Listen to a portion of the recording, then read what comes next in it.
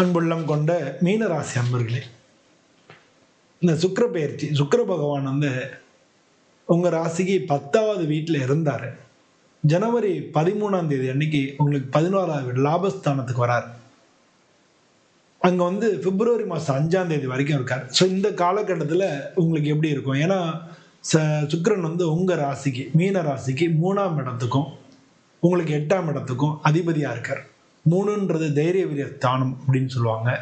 8ஆம் இடம் அப்படிங்கிறது ஆயுள் ஸ்தானம் சொல்லுவாங்க. ஸோ ஆயுள் ஸ்தானம் மட்டும் கிடையாது, அது பணபரம்னு ஒரு பழைய கிரந்தங்கள் அது பணபரம்னு இருக்கு 8ஆம் இடம்ன்றது. ஸோ இது ரெண்டுக்கும் அதிபதியாக இருக்கக்கூடிய சுக்கிரன் உங்களுக்கு 3ஆம் இடத்துக்கு வரார், 11ஆம் இடத்துக்கு வரார். 11ஆம் இடத்துக்கு, மீனராசிக்கு 11ஆம் இடத்துக்கு வர்றதுனால, லாபஸ்தானத்துக்கு வர்றதுனால உங்களுக்கு எந்த விதமான பலன்கள் நடக்கும் அப்படின்னு பார்க்க போகிறோம். உங்களுக்கு ஆல்ரெடி 7.5 சனி வேறு ஜென்ம சனியாக நடந்துட்டு இருக்கு. இந்த காலகட்டத்தில் 11ஆம் பாவம் அப்படின்னா லாபஸ்தானம் தெரியும். வருமானத்தை குறிக்கக்கூடியது, மன விருப்பங்கள் நிறைவேற்றக்கூடியது, நண்பர்களை குறிக்கக்கூடியது, பெரிய பெரிய தொடர்புகளை குறிக்கக்கூடியது, மூத்த சகோதரர்களை குறிக்கக்கூடியது, சமூக அந்தஸ்து, சமூகத்தில் உங்களுடைய தொடர்பு எப்படி இருக்குன்னு குறிக்கக்கூடியது, இது எல்லாத்தையும் குறிப்பிடக்கூடிய இடத்துக்கு வர்றதுனால உங்களுடைய மன விருப்பங்கள் நிறைவேறக்கூடிய ஒரு காலம்னு நம்ம அதை எடுத்துக்கலாம். சுக்கிரன் என்னெல்லாம் செய்வார், அவரால் என்னெல்லாம் செய்ய முடியும், அவர் எதுக்கு காரகம் அப்படின்னு பேர், இதுக்கு காரகத்துவன் அப்படின்னு பார்த்தோம்னா பணங்காசு, மகிழ்ச்சி, லக்ஸரி, நட்பு, இதுக்கெல்லாம் ஒரு காரணமாக இருக்கார். ஸோ இந்த மாதிரியான விஷயங்கள் எல்லாம் உங்களுக்கு நல்லபடியாக நடக்கக்கூடியது. அதாவது இந்த காலகட்டத்தில் எதிர்பாராத வருமானங்கள் வரலாம், நண்பர்கள் மூலமாக உதவிகள் கிடைக்கலாம், நெட்வொர்க்கிங்கில் இருக்கிறவங்க மூலமாக, நெட்வொர்க்கில் இருந்தீங்கன்னா அது மூலமாக உங்களுக்கு லாபங்கள் கிடைக்கலாம், உங்களுடைய ஆசைகள் எல்லாம் நிறைவேறலாம். எல்லாம் இந்த காலகட்டத்தில் நடக்கும். குறிப்பாக நீங்கள் பிஸ்னஸ் பண்ணாலும் சரி, ஆன்லைனில் சம்பாதிக்கக்கூடியவங்களாக இருந்தாலும் சரி, யூடியூப்பு, மீடியா அந்த மாதிரி இருந்தாலும் சரி, ஆர்ட்டு, டிசைனு, பியூட்டிஷியன்ஸு, அந்த மாதிரியான இதில் இருந்தாலும் சரி, இவங்க எல்லாருக்கும் இது ஒரு கோல்டன் பீரியட் அப்படின்னு சொல்லலாம். இன்கம் பொருளாதார ரீதியாக ஒரு கோல்டன் பீரியட் அப்படின்னு சொல்லலாம். இதுக்காக நீங்கள் ஓவராக எக்ஸ்பெக்ட் பண்ணிடாதீங்க. ஏன்னா ஜென்மத்தில் சனி பகவான் இருக்காரு, 4ல் குரு வக்ரமாக இருக்குது. ஆனால் ஓவர் எக்ஸ்பெக்டேஷன் உங்களுக்கு ஃபெயிலியரை தரும். ஓவர் எக்ஸ்பெக்ட் பண்ணாதீங்க. ஆனால் அது கோல்டன் பீரியட் தான். உங்களோட உழைப்புக்கேற்ற பலன் எதிர்பார்த்தீங்கன்னா நல்லாயிருக்கும். சூரியனும் உங்கள் கூட சேர்ந்துறார். அவர் சூரியன் உங்கள் ராசிக்கு 6வது வீட்டுக்கு அதிபதியாக இருக்கார், வேலையை குறிக்கக்கூடிய 6வது வீட்டுக்கு அதிபதியாக இருக்கார். அவர் சுக்கிரனோட சேரதுனால உங்களுடைய மேலதிகாரிகளோட சப்போர்ட் கிடைக்கும். கவர்மெண்ட் சம்மந்தப்பட்ட விஷயங்களில் உங்களுக்கு லாபங்கள் கிடைக்கும். உங்களுடைய டீமுக்கு நீங்கள் லீடராக இருக்கிறதுக்கான லீடர்ஷிப் கிடைக்கும். உங்களுடைய உழைப்புக்கு ஏற்ற அங்கீகாரம் கிடைக்கும்.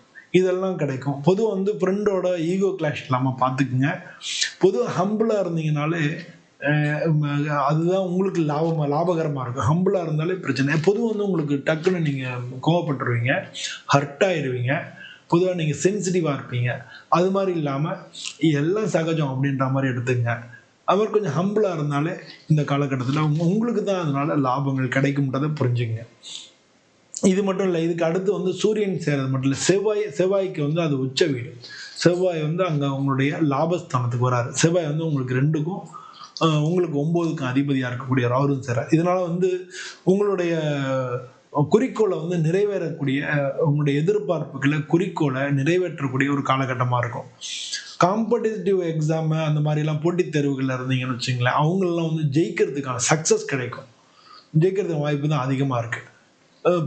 பொருளாதார ரீதியாக நீங்கள் பணம் வர, தொழில் ரீதியாக போல்டான டெசிஷன், நல்ல தைரியமான ஒரு முடிவு எடுத்து அது மூலமாக உங்களுக்கு பணம் வரவுகளை அதிகரிக்கிறதுக்கு உண்டான வாய்ப்புகள் அதிகமாக இருக்குது.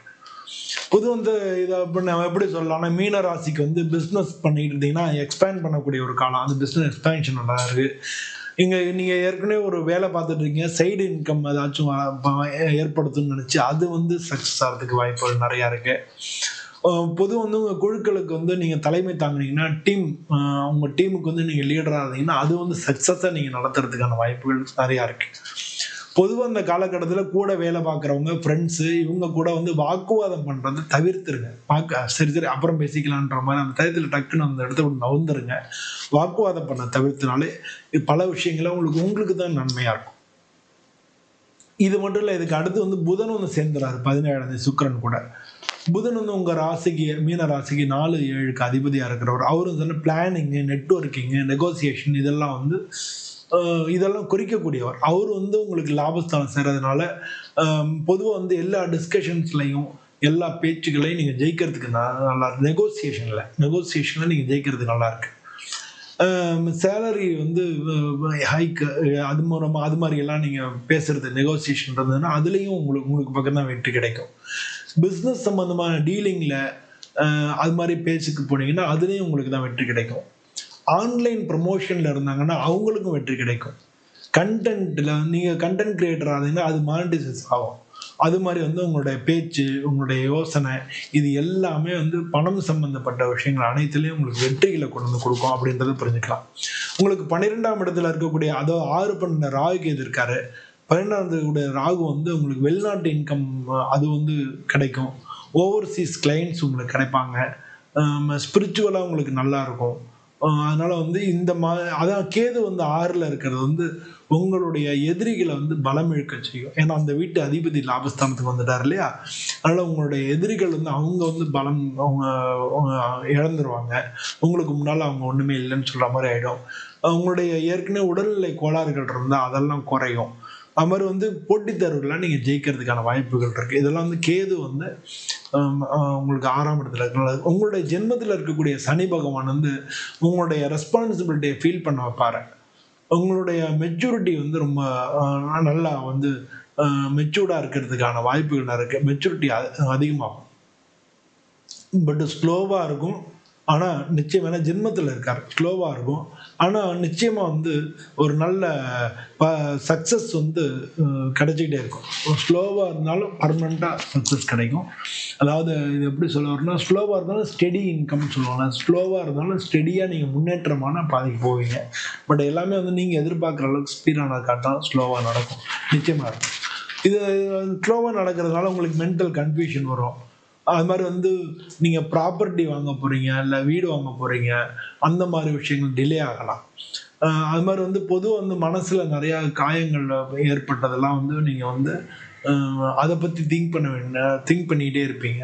அதனால் அதெல்லாம் அது பண்ணாதீங்க. பொதுவாக வந்து இன்னர் ஸ்ட்ரென்த்தை வந்து என்கரேஜ் பண்ணிங்க. பொதுவாக சென்சிட்டிவான ஆளுங்க நீங்கள், அதனால் இன்னர் ஸ்ட்ரென்த் வந்து என்கரேஜ் பண்ணிக்கிங்க. பொதுவாக வந்து நீங்கள் பொதுவாக டிசிப்ளினாக இருக்கிறது ரொம்ப முக்கியம். அதே மாதிரி வந்து நம்பிக்கை ரொம்ப முக்கியம். இது ரெண்டும் இருந்தால் உங்களுக்கு ரொம்ப பாதுகாப்பானதாக இருக்கும். பொதுவாக வந்து இன்கம் வந்து அதிகரிக்கும். இந்த காலகட்டத்தில் நிறைய பல விதங்களில் வந்து உங்களுக்கு பணம் வந்து சேரும்.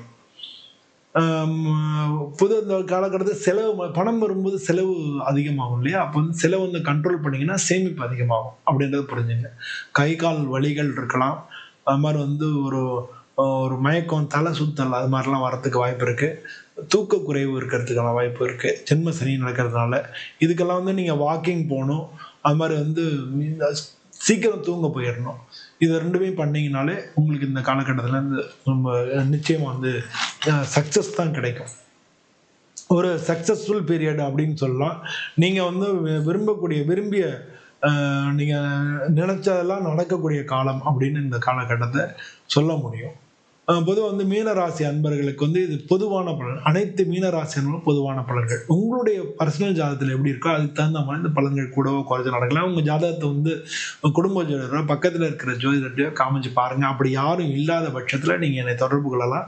நம்ம உங்கள் ஜாதகத்தை நல்லா அனலைஸ் பண்ணி எப்படி இருக்கு அப்படின்றத நம்ம பார்க்க முடியும். அது மட்டும் இல்லை, நீங்கள் உங்களுடைய பிறந்த தேதி, நேரம், பிறந்த ஊர் இந்த மாதிரி விவரங்களை நீங்கள் சப்ஸ்கிரைப் பண்ணிவிட்டு, நம்ம சேனலை சப்ஸ்கிரைப் பண்ணிவிட்டு கமெண்ட் செக்ஷனில் வந்து நீங்கள் அனுப்புங்க. உங்கள் ஜாதகத்தை வச்சு, உங்கள் பேர் சொல்லாமல் உங்கள் ஜாதகத்தை வச்சு அனலைஸ் பண்ணுறதுக்கு நம்ம முயற்சி பண்ணுவோம். இந்த வீடியோ பிடிச்சிருந்தா லைக் பண்ணுங்கள், ஷேர் பண்ணுங்கள். நீங்கள் என்ன நினைக்கிறீங்கன்றதை கமெண்ட்டில் சொல்லுங்கள். எல்லோருக்கும் நன்றி. இதே மாதிரி இன்னொரு வீடியோவில் உங்களை சந்திக்கிறேன். நன்றி, வணக்கம்.